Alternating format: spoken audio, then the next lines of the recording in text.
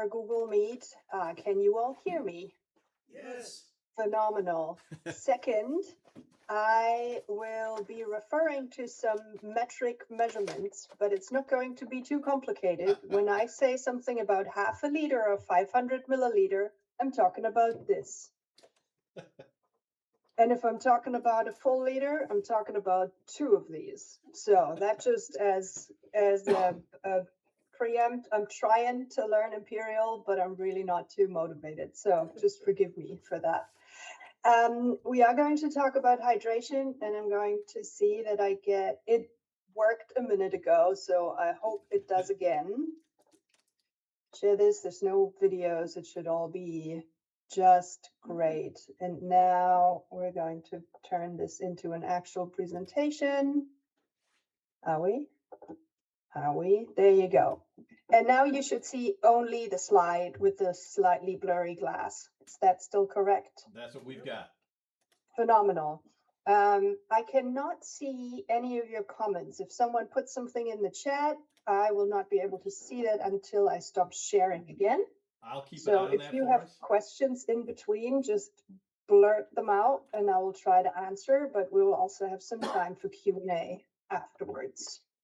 So here we are. And first, the views and opinions expressed in this presentation are those of me, and they may not represent official views or opinions of the Divers Alert Network. And I'm saying that because I usually do completely inappropriate jokes, and Dan doesn't want to be involved in that. So I do not have financial conflict of interest to declare, although it is my goal that eventually in this life I will have a financial conflict of interest to declare, that this page doesn't look so boring. A little bit about myself. I started my biology degree sometime in the beginning of this millennium and finished it in 2009. I then took a break and didn't do much of science, but I did start diving. And then I decided to go back into science and do my PhD, which I did in Germany. That is where my funny accent comes from. And I became a doctor of human biology in 2018. And that was also when I interviewed with Dan. In between, I was part of a European funded decompression pathophysiology project from 2011 to 2014. And I was a civilian researcher in the German Navy from 2014 to 18. And then I became the Dan research director and got promoted last year to vice president of research. I also dive, and I think that is why I'm here and why I fit into that position so well. I started as a scientific diver in 2007 and then ventured into the dark side, became a recreational diver, and then I just got too curious and tried doing all of it, which I do until today. For those who are not super familiar with Dan, Dan helps divers in need of medical emergency assistance and promotes dive safety through research, education, products, and services. My part in this is mainly the research. The flags you see on this map is where the big Dan entities are sitting. So there is Dan in the United States, which is just Divers Alert Network. We encompass Dan World, which now involves Dan Latin America, Dan Asia Pacific, and Dan Canada. But we also have counterparts in Europe. Dan Europe is its own entity, and then we have Southern Africa, who refuse to be bought out by anyone, and Dan Japan. If you have any questions about Dan and what we do and what products we have, please visit our page. And that brings me to this overview. We're going to go over some definitions, so we're all on the same page. We're also going to look at how to measure hydration. I'm going to talk about hypo and dehydration and hyperhydration, and I'm going to sprinkle in select papers with my personal interpretations and some case reports. And then there is hydration strategy recommendations at the very end. which I hope you will find useful. So, starting with definitions, hypohydration is when you have a negative hydration balance, which means your body is in a water deficit. And that is what people refer to as dehydration. So hypohydration, dehydration are not the same, but I'm going to use those terms interchangeably, and I hope that you don't mind. Then there's the euhydration, which is neutral hydration status. So you have just the right amount of water in your body, no overload, no deficit. And then there's hyperhydration, and that is when that balance is off to the positive side. So you have too much water in your body. Dehydration and rehydration are processes. So dehydration means you are in the process of losing body water, and rehydration is the process of replenishing body water. Again, I'm going to use dehydration and hypohydration interchangeably, and it all means not enough water. So we lose water per day. There's sensible water loss, which means you can notice it, you can sense it, and we can measure it. And that is you lose urine. And please don't quote me on any of these numbers specifically. It might be a little more, it might be a little less, depending on body size and weight and everything. But in general, ballpark numbers, 1.5 liters of urine going down the drain, about 100 milliliters if you're not exercising of sweat, 100 milliliters of feces, and this is the last time I'm going to say the word feces today. And then there's insensible water loss, which is about 1 liter that goes out through breathing and skin moisture. And we call it insensible because it's not super obvious and you can't necessarily sense it, and it's certainly more difficult to measure. Now, with losing all that water, we need to try to replenish it. And what we think we need to replenish is about 2 to 3 liters, which is equivalent to about 12 cups. And of that, 20 to 25% are in your food. You can absorb about 1 liter per hour, and this is going to be important in the recommendations later, and just in general when you think about all the things I'm going to tell you today. So just keep in mind you can only absorb 1 liter per hour. The rest is just going to become urine right away. Why are water and electrolytes so important? Well, over half of your body is water, and depending on which pieces of information you look at or what sources you look at, these 50% or more than, it can be 50, it can be 60, it can be 70%. It really depends where you look. I've always learned 70%, but there you go. Of those, 10% is intravascular, so it's in your blood vessels. And if you have too much water in your blood vessels, we call that hypertension. That is probably known to the majority of the audience. And then if you don't have enough water in your blood vessels, we call it hypovolemia. So not enough. It literally means not enough volume or low volume. Then intracellular. So that is what is inside the cells and what is helping with cell communication. That is about 60%, so most of your water in your body. And then interstitial, which means between the cells. And if we have too much in there, then that is what you know as edema or swelling. Water helps with bodily functions. So it transports nutrients in the blood. It is responsible for temperature control, sweating, and so forth, chemical reactions, protection or cushioning. That is mainly your cerebral, or what I mean by that is in your brain, the spinal cord fluid that is cushioning your brain. All that can only work because you have water in your system. What water also does is it controls blood pressure, muscle contraction, relaxation, nerve function, blood volume, blood fluid balance, heart health. So basically everything. Water is important for everything. How does it do that? It does that with ions that you take in, that some of them we have in the body, but most of them you take in with the water.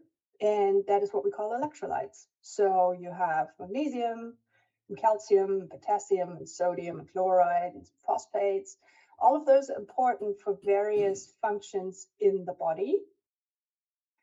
And most importantly, for your brain function. So the electrical signals can only work if you have those electrolytes in your body. How do we measure hydration? Well, the first one is easy, and that is, are you thirsty? Yes, then you're probably dehydrated. Best way is to trust your senses. But then there's other ways to objectively, so this is subjective, right? To objectively, semi-objectively measure hydration, and one of them is urine color. Urine color is interesting. So there is various shades of yellow or orange, and less yellow is good, and no yellow is not good, and dark orange is not good. But there's very good and fair here. There's a ton of different charts that you can download off of the internet. What you need to consider when you use those is that you need to put them against a white background, and that they cannot already be in the bowl. So you need to collect it somehow, which is already a hurdle for some. And urine color in general is somewhat deceiving because there's medications out there that will change the urine color and make it darker and will make you believe that you're dehydrated, but you're actually not. So, for example, medication given for a urinary tract infection, of all things, would make your urine a few shades darker than what it usually would be. And then there's supplements as well. And those supplements include vitamin A and vitamin B12, and all those also make your pee more yellow.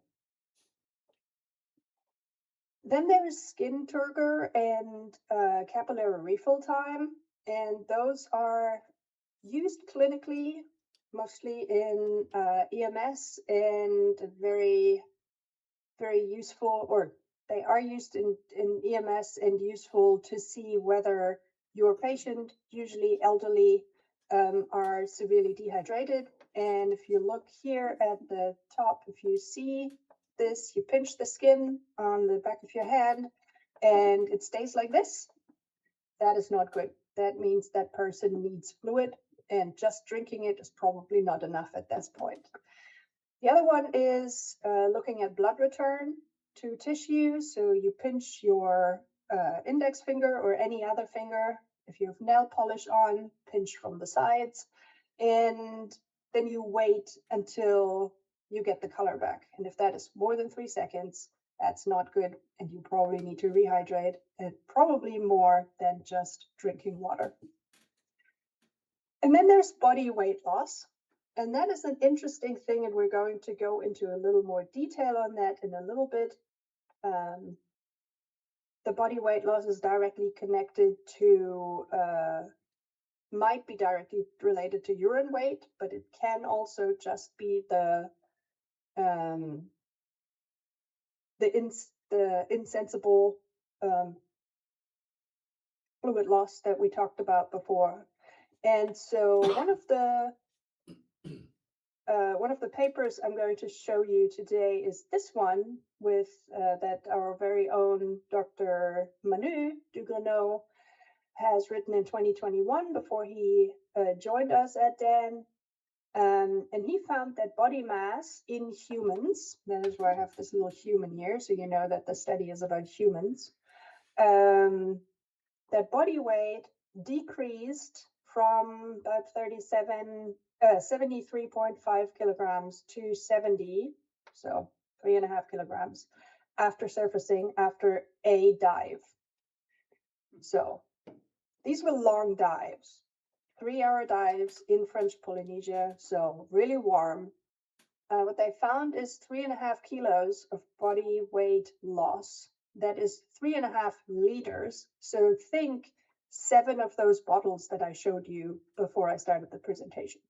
And there was no change in hematocrit. Hematocrit is a measure of how many red blood cells are in your blood compared to fluid, to plasma. Now, 3 hours, 3.5 liters. Keep tracking those numbers with me.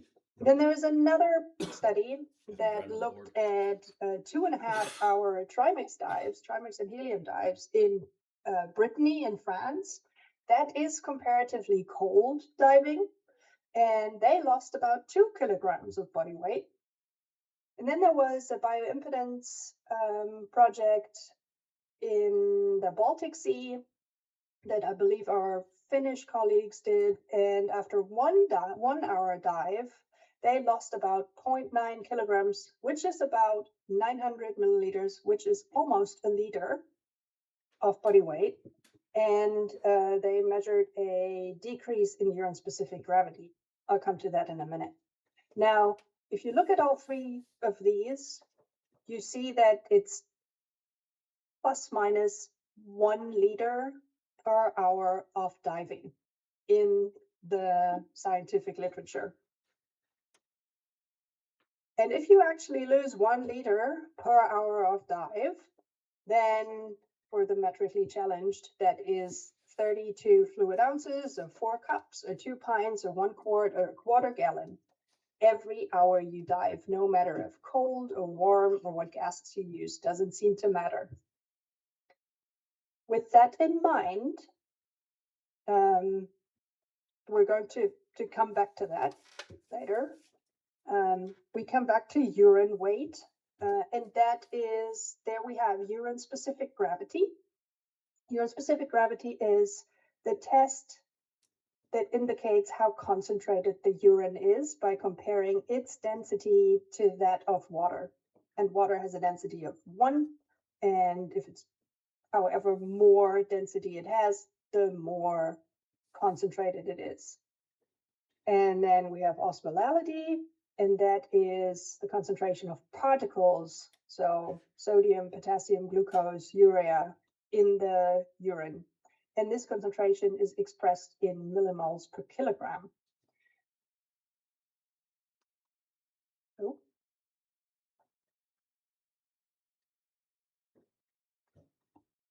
I apologize.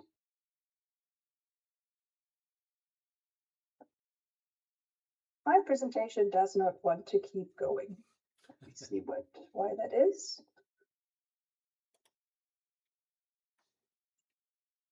Aha, okay. So hematocrit is the weight of all red blood cells in blood when you centrifuge it. So you take a vial of blood and you centrifuge, and then there's a red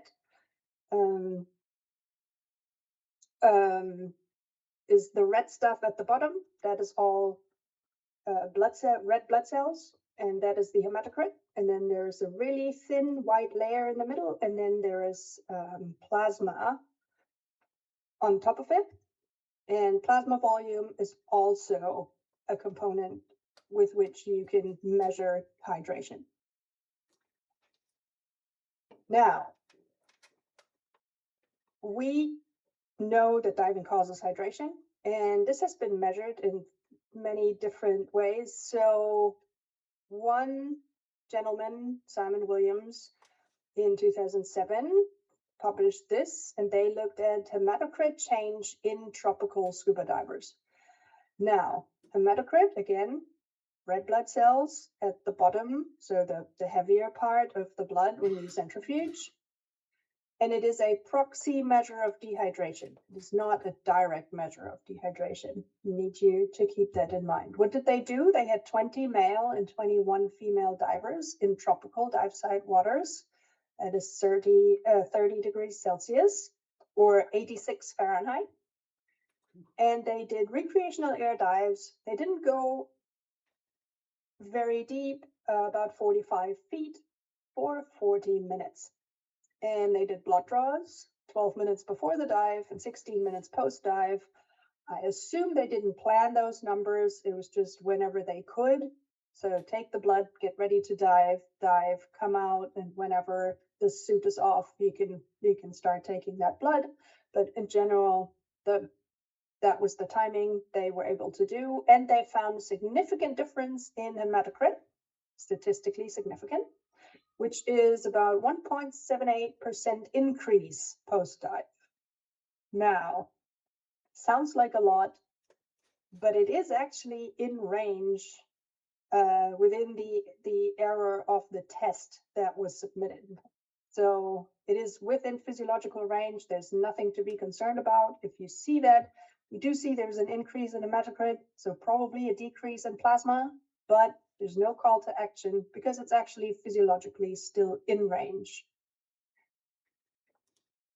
This brings me to a case report. So we have a male diver in his late 40s. Him and his two buddies are at a introductory free diving course, and they're diving from a charter vessel. They have started their free dives to 24 feet or 8 meters. And at some point during their training, he experiences flushing and muscle cramps, and he feels fatigued. The team, so his two buddies and the boat crew, helps him get out of the water and remove the suit. And the team keeps diving. So the captain puts him on surface oxygen, and because it doesn't get significantly better, they call EMS. When the others come out of the water, they transport to EMS to the hospital for further care, and the hospital starts an aggressive rehydration procedure. And later that day, he's discharged with no residual symptoms. So what has happened? He was dehydrated. Symptoms of dehydration are manifold, but mild would be you start with headaches and dizziness and a dry mouth, and you feel thirsty, and you might get muscle cramps because of that lack of nutrients or electrolytes, and you might have flushed skin. So all of that means you might be dehydrated. If we go into the more severe symptoms, you have dry skin, you have a very dry mouth, you have extreme thirst, you might bleed. Blood would come from dry mucous membranes or from cracked skin. That is very severe. And then where we're always concerned is when it affects either breathing or heart rate, so the lungs or the brain or the heart. So rapid breathing, rapid heart rate, but a weak pulse, all those are really, really dangerous symptoms and need treatment right away, usually with infusions. Now, contributing factors to dehydration are breathing compressed air or any other gas. It's compressed and it's cold, so both of those take water and fluid out of your body. Alcohol, because it is a diuretic. High urine production for whatever reason. Seasickness, diarrhea, sweating, certain medications. We're talking mostly diuretics at this point. Flights, because you were sitting in dry cabin air, and depending on how long you did that, and if you wanted to drink something or not, because of the bathroom situation on the airplane, that might have contributed. Sun, heat, wind, and then fever, and obviously if you have been exercising. The world as it is, and you guys travel quite a bit, so you know that when you arrive at the dive site, if it is in a tropical location or otherwise, you never know what the toilet situation is. You might have travel ailments. No one knows what you did the night before, and no one needs to know, but you arrive mildly dehydrated. And on top of that comes immersion diuresis. And this is so important that I'm going to lose a few minutes on this, just explaining what immersion diuresis is. It is the narrowing of your peripheral blood vessels when you enter the water. The pressure of the water alone is going to put pressure on your extremities. Blood is going to move towards the center. So we have a centralization of blood in your core. This is perceived by your body, because your body is smart, but not smart enough, perceived as a fluid overload. And that can increase kidney function, which means there's an activation of the antidiuretic hormone, and that will increase urine output. And that is why everyone lies about peeing in their wetsuit. The effects of immersion water temperature on whole body fluid distribution in humans has been studied by this team in 2004. I found this interesting, so I'm going to give you a quick summary of this. Stokes had 7 male participants, and they used each of them as their own control. We like those kind of experiments because everyone is doing things once in a normal state and once in an intervention, or once in hot and once in cold, or whatever it is. But everyone can be compared to themselves, as opposed to having 7 people do this and 7 people do this, but they're very different people, and we don't know if that is actually comparable. They do 1 cold water immersion and 1 neutral water immersion. Now, neutral is 33 degrees Celsius. Body temperature is about 37, to give you a hint. And then cold water immersion, 18 degrees centigrade. Want to say that's it's not quite 70, just under, for 60 minutes. They are looking at intra and extracellular fluid levels, and they're seeing a reduction in intracellular fluid during the immersion. The total water in the body, they were not allowed to pee. The total water in the body remained stable, but there is a significant difference between the plasma volume in the neutral and in the cold water exposure. So the plasma volume changes may not reflect those of the entire extracellular compartment. So it might not be everything. It might just be certain parts of the body where this is actually happening. And intracellular water seems to be replacing the fluid that used to be in between cells and was lost during immersion. So there's a shift in water. Looking at how to counteract that, I have looked at a study that was done more recent by a colleague of ours in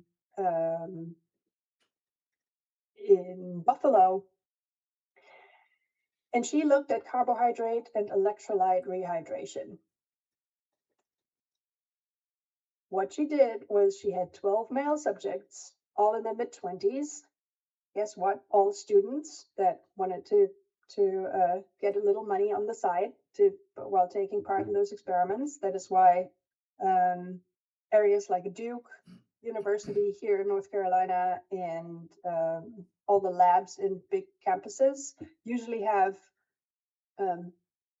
subject populations in their 20s, which is not necessarily representative of the diving community. That is all I'm going to say about that.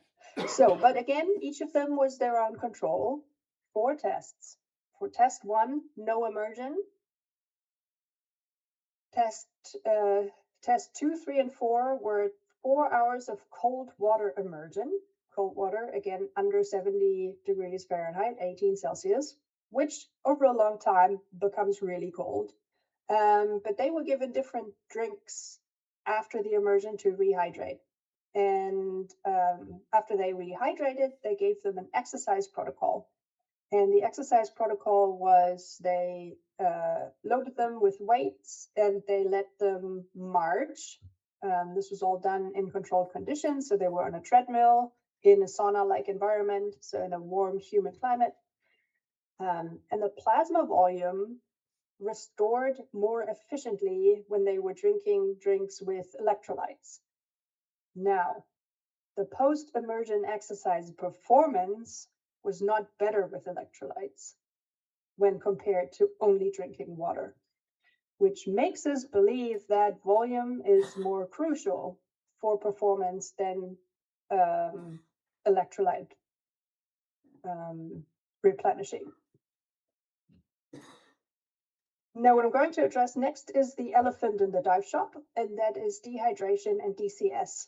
And I'm going to give you the theory, what we think we might know, and then I'm going to tell you why I think we might actually not know as much as we think we do. We're starting with reduced blood plasma level, blood plasma volume. So dehydration means less plasma volume in your body. That means that the blood is thicker because we talked about this, the percentage of red blood cells. If there's the red blood cells aren't going anywhere. So if you have fluid in there, but it's not as much fluid, then the hematocrit is bigger and there's a higher viscosity. So far, I can believe all that. This would potentially lead to reduced blood flow in general, which then means the nutrient transport is different, but also the gas transport is slightly different, so slower potentially. And that would affect your off-gassing. So you've been on-gassing and now you are a little more dehydrated than you were at the beginning of your dive during your decompression stop or your safety stop, and you're not off-gassing as efficiently because of that high viscosity of your blood vessels. Now, what I want you to remember is that it is tempting to blame one agent. So yes, it is very tempting to say, well, I was dehydrated and that is why things went wrong today. But I also need you to think about DCS is multifactorial. And what we do see is that DCS is also incredibly intra-individual. So whether hydration is the culprit or not is very difficult to determine because it is also influenced by how well you slept the night before, potentially on what you ate, or what your exercise routines are, what your immune system has to say on that day. And then on one day, you might be completely fine doing exactly the same dive the next day, you might not be fine. And dehydration might not be the one reason in there. Please remember that, and I'm going to give you a few examples why I think we don't have a ton of evidence to say dehydration is the only reason for DCS. So this paper from Dr. Tillman is working with pigs. What he did was induce severe decompression sickness in these pigs. He had one control group, which basically were allowed to hydrate at leisure. They were given water and could drink water whenever they wanted. And the other one was given a diuretic. And they simulated a saturation dive in the chamber to 110 feet for 22 hours. So significant. And enough to induce severe decompression sickness in 10 pigs in the control group. The control group had 31 individuals. 9 of them had cardiopulmonary symptoms, 2 had neurological symptoms, and 4 of them passed away.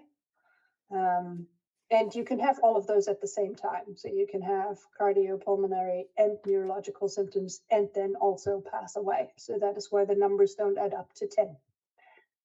And then the dehydrated, so just keep in mind there's no hydration experiment. There's a severe dehydration experiment here. 19 of 26 developed cardiopulmonary DCS, and 6 of them neurological DCS, and 9 of them died. Yes, that is pretty good evidence that hydration or dehydration has something to do with decompression risk, but this is severe and it is pigs. And while pigs are probably the closest to humans that we can experiment on, if we like that or not, it is not yet the clear evidence, and it was a very aggressive dive profile and protocol.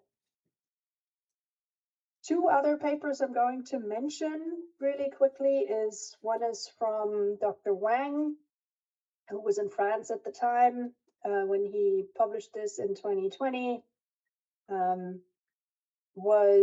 They looked at DCS as an outcome in rat experiments, and they pre-dive hydrated the rats, and it reduced severe DCS and increased survival when they did. So yes, there is evidence. And then here on the right side is Dr. Han, and he comes to a reasonable conclusion. And but for that, I need to tell you what the protocol was, so what the actual project was. What they did was they took the same amount of divers on 4 different dive days, and they made them drink a percentage of the recommended FDA or WHO or whatever recommended volume of water per day within the 2 hours before the dive. So they said the recommended liters per day is 2.3. So picture something like 5 of those bottles from earlier. And they did a group that did not hydrate at all, and they did a group that drank all of that in the 2 hours before the dive. So 2.5 liter, almost 2.5 liters. And then they had 2 groups, one with 30 and one with 50%. And I believe there was a 5th group. I'm not entirely sure. But what they found was that 30% of these 2.3 liters, which if you don't want to do the math yourself, so 1.5 of those bottles, seem to be the best to measure decreased bubbles in with Doppler. So decreased decompression stress. Now, my issue with this is, yes, it's reasonable to believe that 1.5 of those bottles are probably good to drink 2 hours before the dive, and drinking all of it, all the 2.5 liters that I was supposed to drink over the last 24 hours, and putting them into the last 2 hours is probably not good, and not drinking anything is probably also not good. So I'm not fighting that. However, there's no actual hydration status measured. It's just the intake before, so we don't know what actually has been absorbed in each of these divers. It wasn't calculated individual to account for how tall or how heavy or whatever the diver was. And the bubble score measurements were very limited because they only did one measurement, and that one measurement was after 30 minutes. For comparison, when we do that today, we have, we usually measure every 20 minutes after the dive, and if we can, we do it more frequently because there is significant fluctuations. So yes, there is some papers. No, not everything is super compelling. This is one of my favorites that gets studied, that gets cited a lot. Again, experiments in human. This is a chamber dive, 16 male participants serving as their own control again, so good setup. They were put in an infrared sauna before the dive, and they then did a 30-meter chamber dive, so about 100 feet, for 25 minutes. and did another one without sauna 5 days after that. So making sure that there was no residual effect from the first dive. And what they found that at the start of the dive, the sauna group was significantly dehydrated, so extracellular dehydration. They had hypovolemia, 2.5% volume lower than in the control group, and started the dive with significant weight loss. What they found, though, if everything I told you before would be true, then you would expect more bubbles, but they found fewer bubbles. And that is something that intrigued people and still intrigues people. And what we're trying to do is think about immune response, fascia, lymphatic drainage, lymphatic system involvement, all of those. So my conclusion to this is we just have not fully understood the body's response to this, which means more research is. This group went on, same group a year later, and they took the project into water, and they were looking at pre-dive hydration effect. So forget the sauna, we're now doing pre-dive hydration. And this is an interesting study. I got to witness some of that. So 8 military divers went on a open water 30-meter, 30-minute dive. They did a pre-hydration protocol of a Uh-oh. 3 liters, There she is. which again is almost 3 of those bottles that I showed earlier. Now, what that pre-hydration protocol did was increase plasma volume. We can believe that, but 3.5% with that pre-hydration with saline and glucose. It tastes horrible, by the way. And they were back to baseline post-dive. So whatever they put in, they lost during the dive. Every one of the diver then was their own control and did another dive without that pre-hydration. So after the dive, they started with whatever the normal plasma volume was. And after the dive, that decreased by 2.2%. So we do find less weight loss with the pre-hydration. That makes sense. And then we see Doppler measurements for bubbles, and those were done with the right protocol. And they saw significant bubble reduction with that pre-hydration.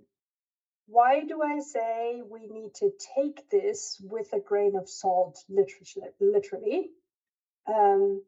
Because aggressive overhydration comes with its own set of challenges. And so we're going into this next case report to lock in a different piece of this presentation. 46-year-old male, 6'3", 247 pounds, no relevant medical history that he would know of, and claims he has a regular fitness routine. I do not know what that means. I know what it means for me, and there's too much couch involved when I say that, but we don't know. He's on a scuba refresher course, and it seems to be relatively cold, so he is in a 7mm wetsuit.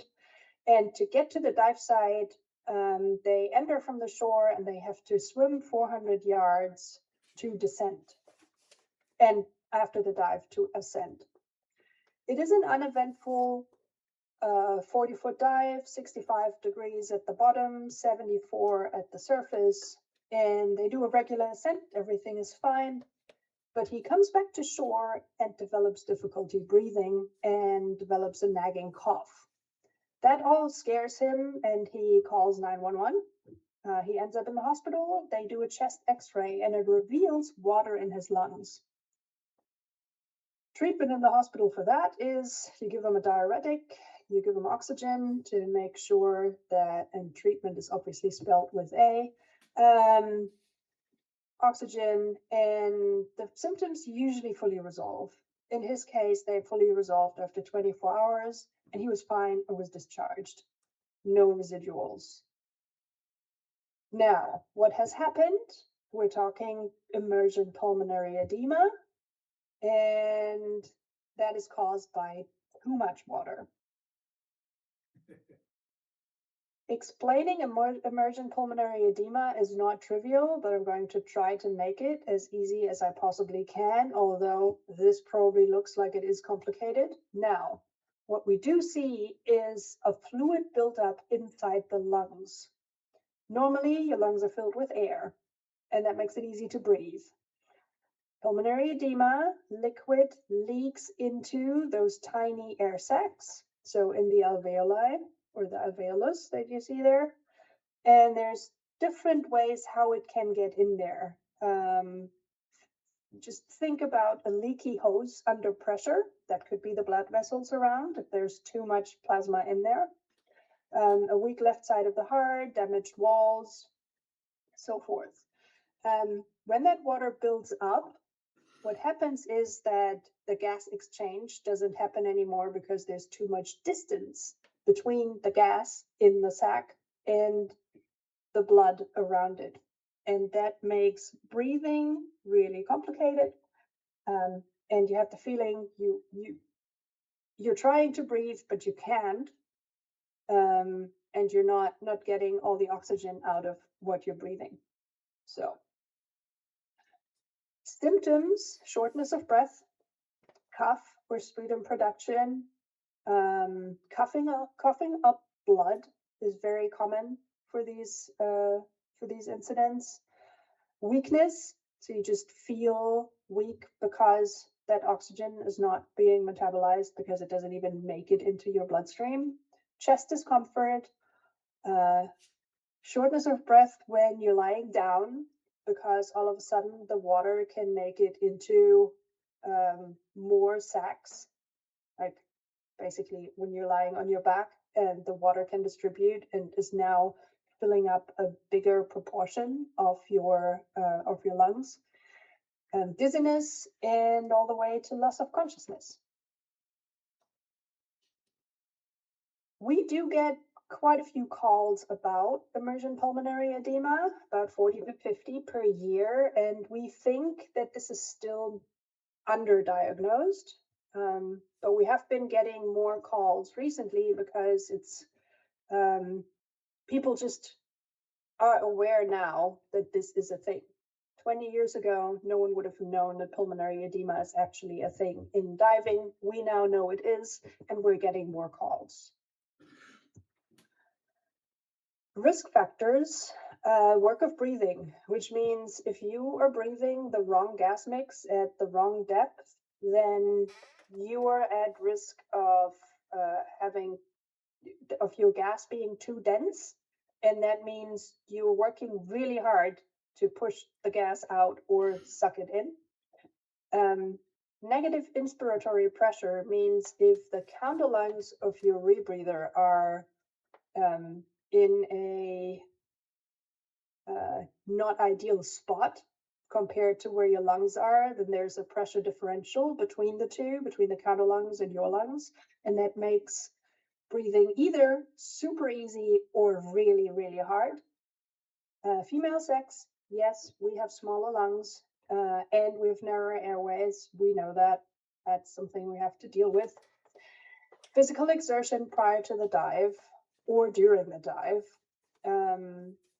NSAIDs, so pain, a fever, or inflammation medications, and naproxen or aspirin, ibuprofen, all of those go into that category. Cold water and tight wetsuits. Think of that emergent diuresis again. So anything that can make your blood want to centralize and come to the center of your body is contributing to this IPE risk. Age, because with the older we get, the more difficult it is for your cardiovascular and your pulmonary system to actually adapt to the pressure changes and to the fluid shifts. Hypertension and then individual susceptibility about 20% of hospitalized IPE divers had a prior episode of IPE. That is what we recently found. So, yeah. Can you still hear me? Because I think I have just lost. We can see We you. can hear you. Yeah. Okay. Well, We're good. Perfect. is she still there? Dr. Tillmans, can you hear me? I can hear you. Hi. Could I just interrupt really quick? I Yes, was following along beautifully, but I kind of got lost at the NSAIDs because when I'm thinking of hydration and viscosity and all that other stuff, and I'm thinking NSAIDs, thinning the blood and all that. Yes, right here where it say the NSAID used before the dive. I would think my brains would think just the opposite, that an NSAID would not be a contributing risk factor. So some of that is related to what you are taking it for, because if you're taking them, there's probably a reason to believe that you shouldn't be diving in the first place. But just the change in your the viscosity of your blood, basically, what aspirin, for example, does, can and the in my understanding, it makes the blood vessels either more flexible or a little more leaky, and that would contribute. Oh, okay, I get it. Thank you. Where were we? So hyponatremia is something that also comes with too much water. So we've moved on from IPE. We're now at very, very, very, very low sodium levels in the serum or in the plasma. And that causes nausea, and it causes headaches. And in severe cases, it can cause brain swelling and confusion and seizures. We also talk about water poisoning when we talk about hyponatremia.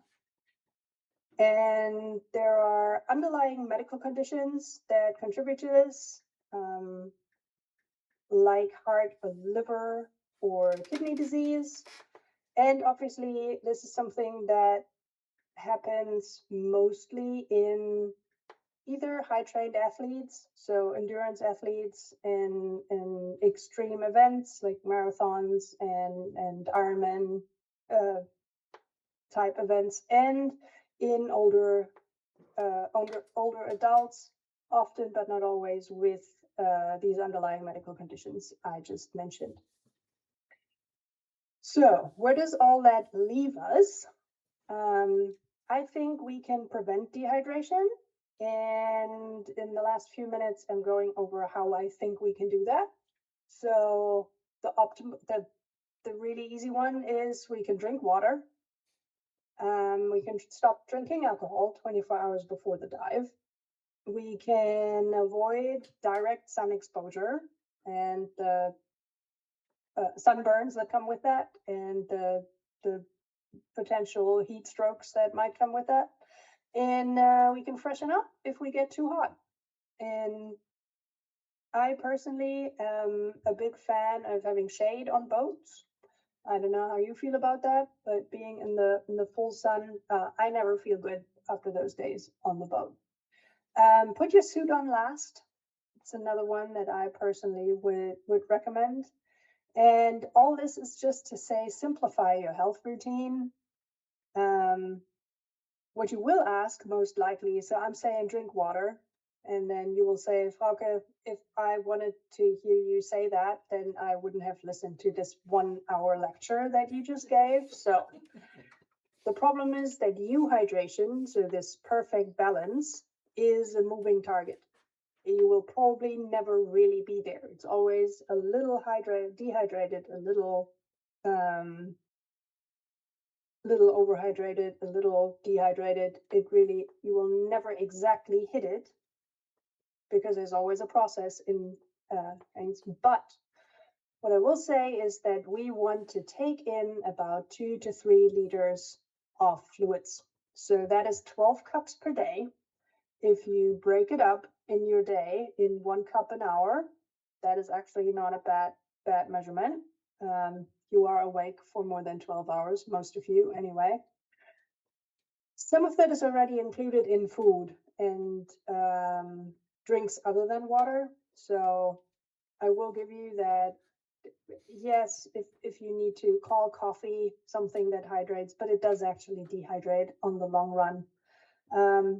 But even if you say I only need 75% of these 12 cups, that still leaves you with 9 cups. So still between 2 and 2.5 liters. And then if you exercise more than 90 minutes, that is where the nutrients come in, where you actually have to think about electrolytes. So at that point, you can add sodium, and you want to replenish about 2 milliliters per kilogram of body weight every 15 to 20 minutes when you exercise. That sounds super complicated. I have broken it down for you. So if you are a 100-pound female, you want to replenish 0.4 cups, so half a cup every 15 to 20 minutes. If you weigh 200 pounds, do the math, it's about 0.8 of a cup, so about a cup every 15 to 20 minutes. And if you're anywhere above or below that, then yeah, do the math. If that is too complicated, general recommendation from leading kinesiologists is 240 milliliters per hour for the first 10 hours of being awake. So 8 ounces or a cup or 240 milliliters every hour from the hour you wake up until whenever you get to the 10. That is relatively easy, and it goes in line with my first point, which is the 12 cups. And even if 20% of that is already in food, you still end up with about 10. So if you take nothing away from this, is hydrate without any exercise, without anything on top of it, hydrate about 1 cup per hour. And then I have some personal recommendations, and that is just find out what dehydrates you. It isn't the same for everyone. Some people need more electrolytes, some people do not. I don't use a lot of salt in my food. Other people do and actually need that. So maybe have a discussion with a nutritionist about that. If you're a tech diver, try this in confined water first, but consider drinking during your decompression stop. There's camelbacks that you can use, there's soft flasks, there's juice pouches. What I cannot recommend is eating during decompression, but you can certainly drink if you try it first in confined waters with a buddy who can get you up if you are starting to choke. Don't wait until you're thirsty. That is one that everyone is learning the hard way, I guess. And if you are diving, it is very likely that you are losing about 1 liter per hour of diving. 32 fluid ounces or 4 cups. What you can do, and this is actually fun, is if you don't pee in your wetsuit, because then the math is off, but try that weight loss experiment and see if you can replicate the 1 kilogram or 2 pounds per hour of diving. Timeline, you want to start the day before the dive, and that is again where those make healthy choices comes in. Drink the day before the dive. I'm talking water, not the other stuff. Drink moderately right before the dive to not have to pee immediately. You will have anyway, but don't make it too bad. Rehydrate on the surface interval. There's nothing bad about having a salty snack on your surface interval to try to retain that water a little better. And rehydrate after the dive. Remember, your body can only handle 1 liter or 4 cups per hour. So what you lose is also exactly what you can replenish. Do not go overboard. literally. You do not need more than that because your body will not be able to cope with it. And electrolytes, if you need some taste, sure, but water is just fine, and it's always good to have that ready. This presentation is only possible because my team is continuously working and gives me time to prepare these kind of presentations. So big shout out to all these smiling faces. And if you know someone who is soon to exit the military, let us know, because we have a research assistant program where exiting military members can apply for a skill bridge program to actually start working in the civilian world. We are very proud that we were able to qualify for that. And if you have any concerns or anything, need to know anything, if you need medical information, call one of our medics. That is our phone number. Press option 4 to call to talk with a medic. And we answer the phone during business hours, Eastern time. You can call, you can email research@dan.org. You will get someone from me or my team. You can, if you have questions about safety and preparedness, you can call risk mitigation. You can email riskmitigation@dan.org. And if you have training questions, it's oxygen@dan.org. You can also email me personally. And there is an emergency hotline that we are known for operating 24/7, 365 days a year. And please only call that in emergencies, but do not be afraid to call us in emergencies, because we are able to help more often than not. And you're also absolutely welcome to follow us on social media. And that is all I have for you for today. And I'm going to stop my slideshow now and come online and see how many people I have put to sleep. We're all still awake here. We're all awake. Bravo. I saw Bob drinking his water.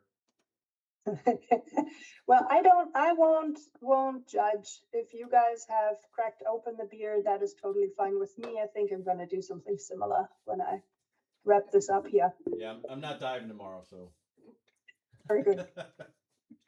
Very welcome, Lisa. Does anybody have any questions? Well, I have a question as a non-diver, but I was a letter carrier for the post office here in the United States, walking, and experienced something like this, either heat stroke or heat exhaustion, dizziness, vomiting, disorientation, a fever about 103. Just, It didn't even have to be hot. It wasn't necessarily 84 degrees, but humid. So I was interested in the sauna thing, where it doesn't even have to be super hot. You can just be. My question is twofold. One, in that time, I couldn't take in water. I threw it up, but I could drink fruit juice. So what's the difference there? And number two, I'll be seeing a cardiologist. I may, between now and when I snorkel, but it's about life, be seeing a cardiologist. What are various heart medicines? Will they be knowledgeable about this to tell me what to watch out for? Because I believe I've had this heat thing twice, and I now don't like heat. I used to like heat, but I don't really like it now. And my body changed forever. Yeah, all good questions. So I'm trying to, and bear in mind, I'm the physiologist, and everything I say is not medical advice that you would get from our hotline. So my first advice is call our hotline and have them walk you through this. However, the heat exertion that you have experienced might not be related to well, it is definitely related to heat. That is why we call it. But what oftentimes happens and causes all those symptoms that you talked about is UV radiation. So the UV light that comes from the sun is going to hit your head under your skull, you have the different layers that protect your brain, and the fluid in there can heat up just through these UV rays that are coming in. And when water and these tissues become warm, they start swelling. And if they start swelling, that causes this dizziness and headaches and so forth. And that also causes that you have to vomit, and that you feel absolutely lousy. So it might not be the heat itself, it might be the sun, like the radiation. This can happen in on a cloudy day. I've had that on a cloudy day on the beach, and I had no idea what hit me. And it made me feel really, really miserable. I do not have an idea why water didn't stay in, but fruit juice did. That is very interesting. I have to think about that a little more. But the last piece is your cardiologist and snorkeling. If your cardiologist is not trained in diving and hyperbaric medicine, they will likely not be able to tell you much about that. That is where we come in. If you give your cardiologist our phone number, then we can consult with him or her. If you just want to bounce off results from that cardiologist with us, that is where our medical department comes into. Or if you call us before and we find a cardiologist that is in our referral network, that would be the third option. So we could actually find someone for you. I don't know how far away they would be from where you are, because we don't have referral physicians everywhere. But if we have someone, that might be worth a trip to talk to someone who has the diving knowledge and has 1 to 2 weeks of training in diving and physiology. Thank you. It was a great presentation. Thank you. Yes, it was. Thanks. All right. I don't see any other questions in the chat other than Lisa saying thanks. I think she bailed out already. Sarah, great presentation, said Sarah. Thank you. All right. Anybody else got a question?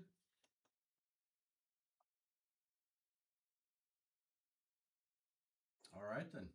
Okay. If you do have any more questions, thank you. If you do have any more questions, just email me. That is fine. And yeah, hope to see you at one of the next presentations. All right. We appreciate it. Thank you for joining us tonight. Thank you. Thanks for the presentation. And everybody, thanks for joining in on the call. Everybody enjoy the rest of your evening. I know Sarah, it's late. It's bedtime for Sarah. She's 9 o'clock already, so it's time to get her out of there. Oh man, it's almost 10 o'clock for her. So It's a great background. time to get out of there. Thank you. All right. Thank you. Have a good one. Dr. Tillman. We will see you later. Everybody, good night. Yeah.